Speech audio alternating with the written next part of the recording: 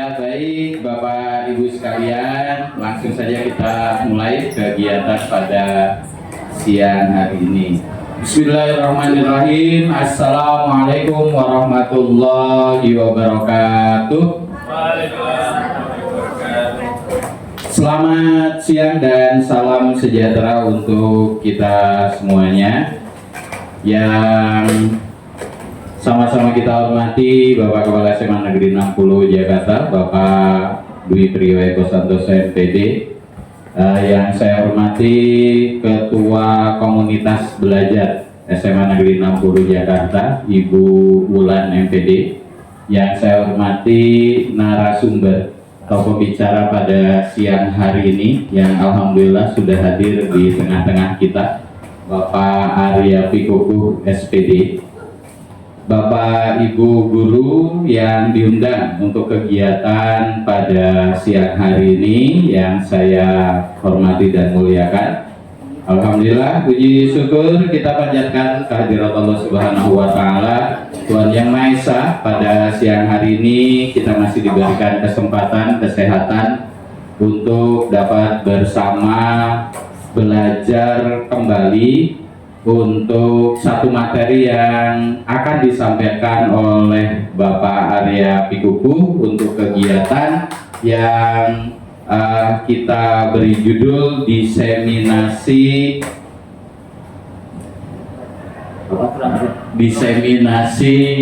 program pengembangan kompetensi guru PJOK Jakarta Selatan, yang untuk kita ketahui sama-sama Bapak Ibu bahwa PKG ini artinya kalau untuk yang Pak Arya kerjakan sekarang itu yaitu program peningkatan kompetensi guru. PKG selama ini yang kita kenal Bu Marsi, penilaian kinerja guru, yang suka di tiap tahun Bu Marsi dapat nilai, dapat predikat, nah disetorkan ke Sudin Dinas, itu PKG, penilaian kinerja guru. Pak Arya ini adalah pengembangan kompetensi guru, salah satu program dari kementerian yang waktunya berapa bulan tadi? Sekitar 3 bulan. Sekitar 3 bulan dan cukup lumayan intensif gitu ya. Jadi padat sekali kegiatannya, ada yang luring, ada yang daring, dan salah satu kegiatannya adalah diseminasi atau berbagi praktik baik.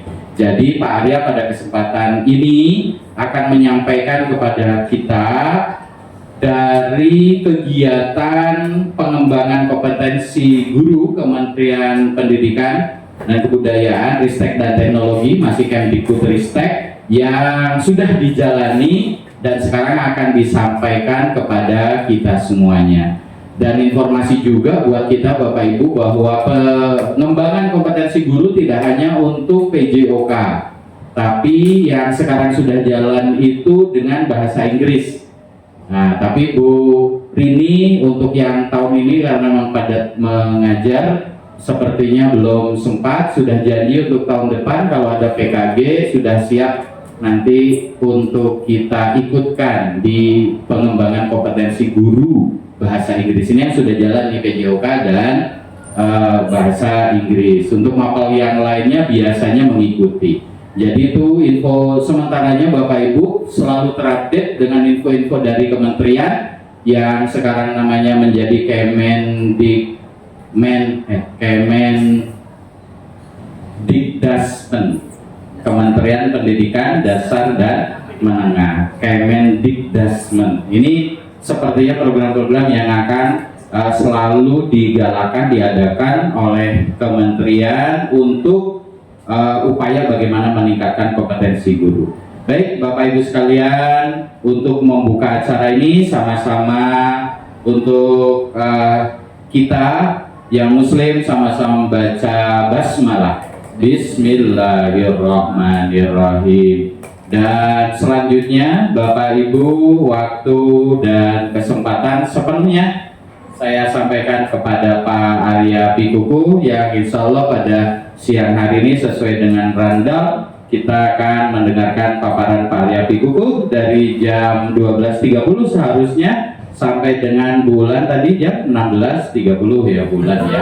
Insya Allah. Tadi bulan sudah menyampaikan sampai jam 16.30. Sesuai jadwal Pak Arya Gugu ya, yang sudah kita sampaikan kepada teman-teman. Waktu dan kesempatan kami silakan kepada Pak Arya Gugu. Assalamualaikum warahmatullahi wabarakatuh. Waalaikumsalam warahmatullahi wabarakatuh. Yang terhormat Bapak Saiful Afandi MPT sebagai Wakil Bidang Kurikulum, yang saya hormati Bapak dan Ibu Guru yang telah menyempatkan waktunya dari segala kesibukan kita terkait dengan pembuatan soal, mungkin mengurus atau menginput penilaian. Ya, saya ucapkan terima kasih. Terus di kesempatan kali ini saya ingin menyampaikan kegiatan saya mengikuti pelatihan atau PKG, pengembangan kompetensi guru, dan ini dinaungi oleh Kementerian bekerja sama dengan Dinas Pendidikan dan juga PPGB. Itu adalah sebagai guru penggerak, dan itu dari DI ya Pak. Dari kerjasama dengan pihak DI. Mungkin itu untuk pembukaan. Kita langsung saja ke pemaparan materi. Yang pertama adalah saya sudah berkoordinasi dengan rekan saya di sini. Saya namakan kombelnya adalah kombel 60. Artinya adalah kombel 60. Ya, anggotanya adalah saya, Pak Arif, dan juga beberapa mapel yang akan kita libatkan di sini. Terus setelah berdiskusi sekian lama dari hari ke hari, waktu ke waktu, nah kita bersama-sama telah memutuskan untuk melaksanakan atau merencanakan kegiatan turnamen futsal putri antar kelas. Nah, yang selama ini untuk turnamen futsal biasanya di kelas meeting itu biasanya hanya putra saja. Jadi nanti kita libatkan yang putri. Jadi kita memilih turnamen futsal putri antar kelas ya, dengan menggunakan sport education model. Ya, di sini singkatannya adalah SEM. Apa itu sport education model? Mari kita lanjutkan ke slide berikutnya. Oke,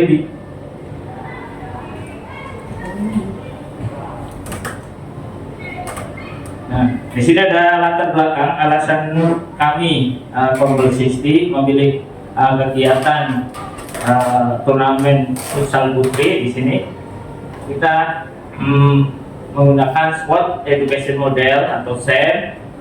Mengapa kita pilih SEM di sini?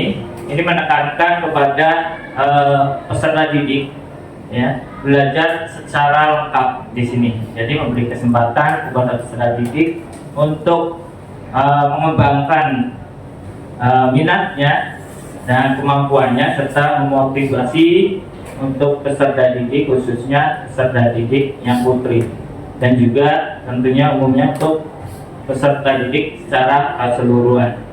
Nah, saya memberikan kesempatan pada peserta didik untuk mengungkapkan suaranya, memberi suaranya, terus pilihannya, kira-kira keinginannya untuk menjadi apa ketika kita mengadakan pertandingan atau turnamen futsal putri. Nah, di sini nanti akan dibagikan peran-peran masing-masing. Terus selanjutnya ada ownership. Di sini menekankan kepada peserta didik untuk menjadi pemimpin dalam kegiatan turnamen futsal putri ini. Terus yang melatar belakangi kenapa kami mengambil turnamen futsal putri di sini, mengingat peserta didik putri atau siswa putri ini kurang minat dalam kegiatan seperti misalnya sepak bola, futsal. Ini biasanya cuek dan juga males-malesan. Makanya kami ingin meningkatkan motivasi peserta didik putri untuk dapat memahami bahwa olahraga futsal atau sepak bola itu sangat menyenangkan. Terus di sini juga bertujuan untuk menekankan pembelajaran melalui pengalaman yang nyata dan situasional, meningkatkan kesehatan dan kebugaran siswa, itu tentunya meningkatkan motivasi dan keterlibatan siswa dalam pembelajaran PJOK maupun dalam pembelajaran yang lain. Terus yang terakhir adalah penerapan konsep belajar aktif, di mana siswa terlibat langsung dalam proses atau kegiatan belajar mengajar. Oke, next. Nah, Bapak Ibu yang saya hormati, di sini ada capaian yang diharapkan dan langkah-langkahnya dalam kegiatan SEM ini, ya, Futsal Putri. Capaian dan tujuannya, yang pertama pemahaman tentang permainan futsal. Jadi harapannya kami bisa memberikan informasi terkait dengan aturan, teknik-teknik, terus bagaimana peran peserta didik putri yang mengikuti kegiatan seni. Terus selanjutnya yang kedua, pengembangan keterampilan individu, pemahaman strategi dalam bermain futsal. Terus yang keempat adalah sportivitas dan kerjasama tim. Selanjutnya kepemimpinan dan tanggung jawab terkait dengan peran yang dia pilih. Terus di sini langkah-langkah yang akan kita lalui adalah pembahasan dan technical meeting, terus latihan dalam pengelolaan musim. Ya, latihan pengelolaan musim di sini adalah di sini kita akan mengadakan futsal putri.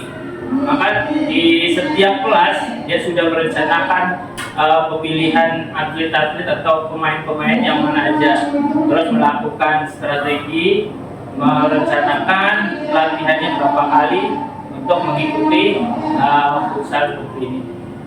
Terus yang ketiga, menganalisis pertandingan futsal dalam turnamen yang akan kita selenggarakan. Terus yang keempat, penyelenggaraan turnamen atau pelaksanaan turnamen futsal putri yang menekankan dari pentingnya sportivitas, komunikasi, kerjasama tim dalam serangan dan juga pertahanan ketika bermain futsal. Terus yang kelima adalah pemilihan peran dalam tahap afiliasi. Selanjutnya ada peran di sini, peran bisa dibagikan pada peserta didik, mulai dari peran menjadi manajer tim, peran menjadi seorang atlet atau pemain, peran menjadi pelatih dan sebagainya. Termasuk supporter itu juga jadi peran penting dalam sebuah tim. Terus selanjutnya adalah lini masa atau perencanaan pelaksanaan turnamen tersebut. Yang pertama adalah tanggal 12 Desember sampai dengan 19 Desember. Tanggal 12, 13 itu informasi, kita akan sampaikan informasi tersebut melalui grup WA maupun Instagram, dan juga melalui grup yang sudah grup PJOK yang sudah ada. Dan juga untuk pelaksanaannya di sini tanggal 16 sampai dengan 19 Desember. Pas di waktu kita class meeting atau setelah asas dilaksanakan. Oke, next. Terus selanjutnya struktur program dan mitra atau kerjasama, ya, dalam komunitas belajar. Yang pertama di sini adalah proyek ini masuk ke dalam kegiatan kokurikuler, ya. Terus yang kedua, murid yang terlibat adalah murid dari kelas 10 sampai dengan kelas 12, baik putra maupun putri. Waktu kegiatan dilaksanakan di akhir semester 1 tanggal 16 sampai dengan 19. Terus yang keempat ada penanggung jawab, adalah tentunya kepala sekolah kita. Terus yang kelima, Kompel 60 yang menjadi lokomotor adalah guru mapel PJK dan mata pelajaran lain yang terlibat. Di sini ada mapel agama PKN, TIK, dan mapel bahasa Indonesia.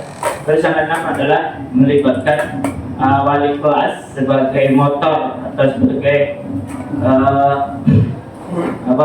menjadi perencana untuk kegiatan tersebut untuk menginformasikan kepada peserta didiknya. Dan juga pihak lain, contohnya orang tua murid ataupun komite. Oke, next.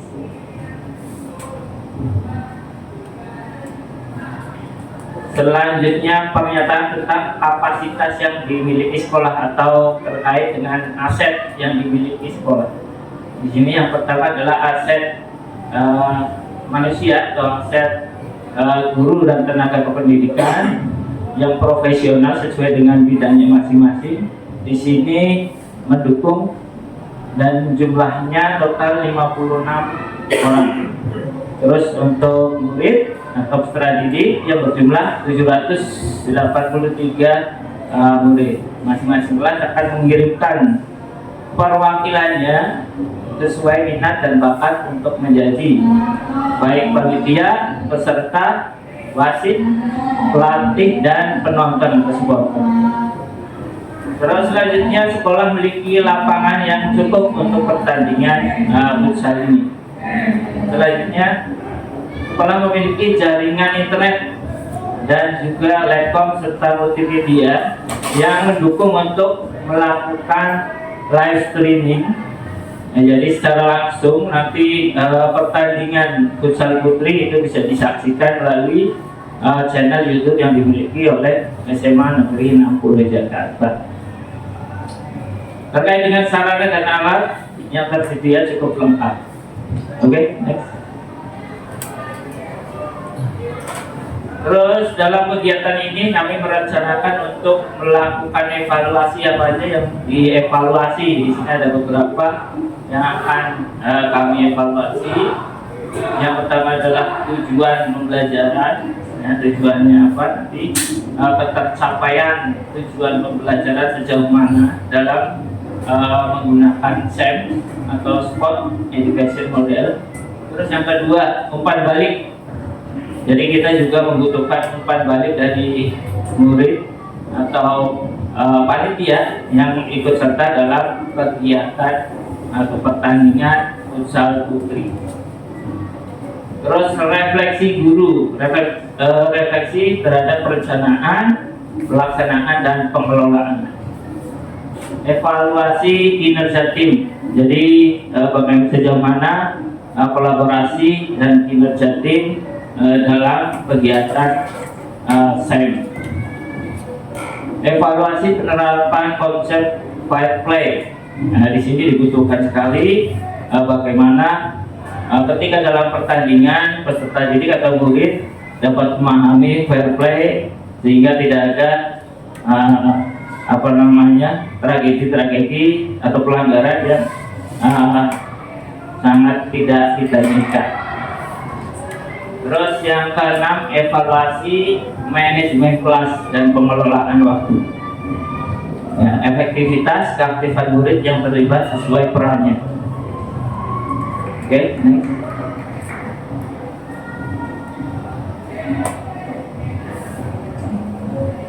Nah, Bapak Ibu guru yang saya hormati, dalam kegiatan ini kemungkinan tantangan ini bisa terjadi. Nah, kami sudah menuliskan kemungkinan tantangan yang akan dihadapi adalah yang pertama pengelolaan waktu. Nah, memang waktu di sini ketika mendekati akhir semester ini sangat padat. Ya. Terus yang kedua faktor alam atau cuaca. Nah, di sini cuaca sudah memasuki musim penghujan, jadi kita harus bisa cari solusi yang terbaik. Terus yang keempat, manajemen tim. ya, manajemen tim, jadi tidak ada konflik antar anggota dan sebagainya. Yang kelima, evaluasi dan umpan balik. Yang keenam, keterlibatan orang tua dan komunitas. Nah, ini perlu dukungan dari orang tua. Nah, di sini juga sudah saya atau kami tuliskan solusi terkait dengan kemungkinan tantangan yang akan terjadi. Yang pertama, pengelolaan waktu kita jadwalkan sesuai jadwal yang ada dan penjadwalan yang efisien, sudah tadi saya tuliskan ya. Terus yang kedua, untuk apabila ada cuaca pas hujan, nah ini mungkin untuk pindah lokasi ke lapangan indoor. Nah, di sini jika ada pendanaan dari donatur. Kalau tidak ada berarti ditunda, menunggu hujan reda.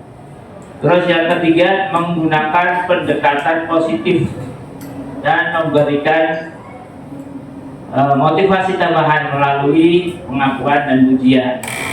Terus yang keempat, ini dalam tim harus menerapkan komunikasi terbuka dan segera menangani konflik yang kemungkinan terjadi.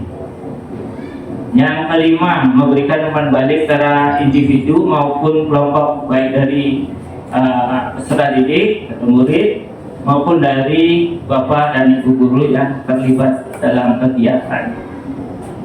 Terus yang keenam, mengadakan pertemuan dengan orang tua untuk untuk menyampaikan tujuan kegiatan futsal putri. Nah, sehingga mudah-mudahan disetujui dan didukung sepenuhnya. Oke. Next. Baik, demikian presentasi yang dapat saya sampaikan. Nah, mungkin ada beberapa pertanyaan dari Bapak Ibu guru, silakan. Oke, Assalamualaikum warahmatullahi wabarakatuh. Mohon izin, coba ingin bertanya aja, ini kan tentang kegiatan tentang edukatif, sport edukatif ya. Nah, sini kegiatannya hanya tentang putri saja. Nah, bagaimana nih tentang putranya? Putranya ngapain nih Pak kegiatannya, selain kan si putri sudah ada tentang futsal. Nah, putranya ngapain gitu? Mohon terima kasih. Assalamualaikum warahmatullahi wabarakatuh. Baik, terima kasih telah bertanya. Tadi pertanyaannya adalah kegiatan futsal ini dikaitkan dengan putri saja. Terus yang putra mau pada ngapain nih? Mau main HP atau main apa nih? Gitu ya. Baik, jadi saya terangkan di sini untuk kegiatan SEM ini. Jadi dia menekankan memanfaatkan seluruh, ya, misalkan dalam satu kelas itu seluruh anggota yang ada di kelas tersebut atau seluruh siswa yang ada di kelas tersebut itu dilibatkan. Nah, makanya tadi ada pembagian peran gitu. Jadi nanti bisa ada yang menjadi official ya di situ, yang putranya bisa menjadi manajer tim, bisa menjadi wasit yang ikut kepanitiaan ya. Terus ada yang menjadi penonton atau supporter. Di sini juga supporter juga kita bagi perannya. Jadi pembelajaran menggunakan SEM ini menekankan agar peserta didik terlibat semua. Jadi peserta didik lebih aktif, dia juga lebih bertanggung jawab apa yang peran yang didapatkan, dia harus melakukannya sesuai dengan ketentuannya. Misalkan menjadi wasit, ya seakan-akan dia menjadi wasit profesional, tidak memihak ke sana ke sini. Gitu. Yang menjadi pelatih berarti seperti dia seorang pelatih, dia akan mengatur timnya, mengatur strateginya, ya buat tim ini. Gitu. Mungkin seperti itu. Mungkin tadi sudah dijelaskan atau belum gitu ya, karena saya datang terlambat. Pemilihan metode SEM ini, terutama dari kategori cabang olahraganya yaitu futsal. Apakah memang sudah terlebih dahulu disurvei kepada siswanya sehingga Pak Arya memilih futsal gitu? Atau memang dilihat dari kemampuan rata-rata mayoritas bahwa banyak siswi dari SMA 60 yang memang berbakat di cabang futsal ini gitu. Kenapa bukan basket atau voli atau bulu tangkis gitu pembinaannya? Terima kasih. Baik, terima kasih Pak Yosya, pertanyaannya sangat bagus sekali. Ya, jadi mengapa kami Kombel 60 memilih kegiatan turnamen futsal putri, ya bukan olahraga yang lain atau mungkin sudah survei. Nah, di sini. Nah, di sini seperti di latar belakang tadi yang sudah saya jelaskan. Jadi di sini kami mengambil minat atau istilahnya adalah kelemahan.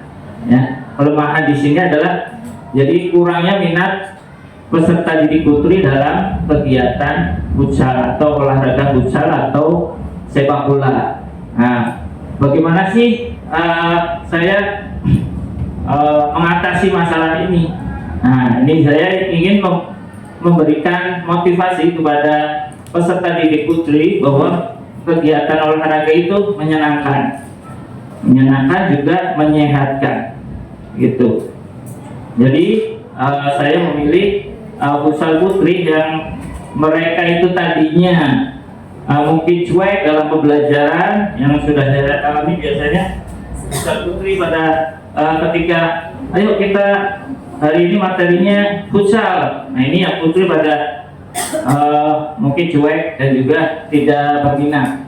Jadi mungkin terpaksa mengikuti karena mungkin takut kali ya.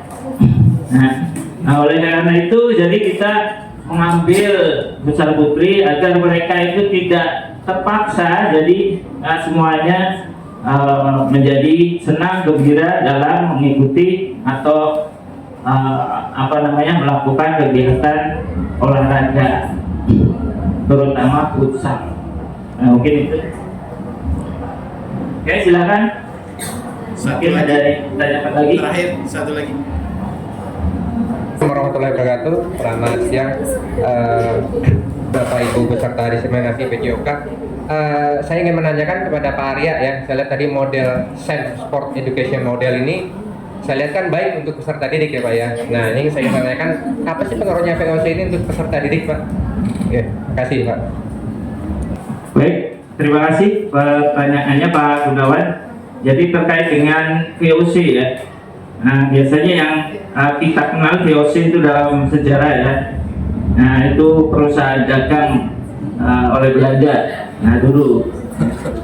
Tapi sekarang di PJOK VOC itu singkatannya Voice Choice Owner. Nah, jadi voice berarti di sini peserta didik diharapkan dapat menyuarakan dia memilih apa, dia keinginannya apa gitu. Jadi sebagai seorang guru kita harus menerima suara dari peserta didik keinginannya apa. Terus choice berarti pilihan. Dia memilihnya apa sih, apa keinginannya ketika olahraga, misalkan olahraga futsal ya, futsal. Nah, ini yang tadi berbagi peran, dia boleh memilih menjadi atlet kah, atau hanya menjadi supporter, atau menjadi manajer, atau menjadi tukang pijit ya. Tukang pijit dia yang mengatasi masalah cedera. Nah, itu biasanya ada dalam tim ya, itu P3K. Oke. Terus ownership ya, diharapkan peserta didik dapat memimpin ya, jadi menjadi pemimpin dalam kegiatan hal apapun, terutama misalkan menjadi seorang manajer, jadi dia bisa mengatur teman-temannya yang ada di kelas tersebut untuk mengikuti aturan-aturan yang berlaku dan juga melakukan kegiatan yang sesuai dengan pemimpin inginkan. seperti itu. Mungkin itu Pak Gunawan. Oke, terima kasih. Bagaimana Bapak Ibu? Cukup ya untuk Oke, terima kasih atas tanggapannya, pertanyaannya. Mudah-mudahan di kesempatan kali ini mendapatkan manfaat yang sangat besar. Oke, terima kasih. Saya kembalikan ke Bapak Saiful. Assalamualaikum warahmatullahi wabarakatuh. Bapak Ibu sekalian, demikian diseminasi peningkatan kompetensi guru dari pelatihan yang sudah diikuti oleh Pak Arya untuk mapel PJOK, dan di waktu kurang lebih 2 jam ya, ini kita sudah dapat berbagi praktik baik dari Pak Arya, terutama untuk ide yang disampaikan oleh Pak Arya, yaitu futsal putri di SMA Negeri 60 Jakarta. Nah, untuk itu kita perlu dukung sama-sama. Jadi sepertinya Pak Ustadz Abdurrahman, Pak Yosa, Pak Gunawan siap-siap jadi manajernya. Ya kalau untuk futsal putri. Ya, kalau Pak Yosa dia sudah punya tim sendiri Pak, itu bisa. Ya. Jadi nanti kalau kelas 10 ada 7, bisa jadi kelas 10 8. Beliau bawa pasukan sendiri. Iya, ada 6 putri, beliau manajernya. Ya, oke. Disiapkan. Jadi Bapak Ibu sekalian, ini alhamdulillah kegiatan Kombel kita untuk berbagi praktik baik. Tinggal kita tunggu nanti dari pelatihan-pelatihan yang lainnya. Bu Marsi aktif sekali di MGEP kemarin. Nah, nanti bisa berbagi keluh kesah. Bukan praktik baik ya. Oke, berbagi praktik baik dengan kita semuanya. Bapak Ibu, kita tutup acara ini bersama dengan membaca hamdalah. Alhamdulillahirabbil alamin. Terima kasih untuk kehadirannya, terima kasih untuk Pak Arya telah menyampaikan praktik baik pada kita semuanya. Akhirul kalam, hasbunallahu wa ni'mal wakil. Wassalamualaikum warahmatullahi wabarakatuh.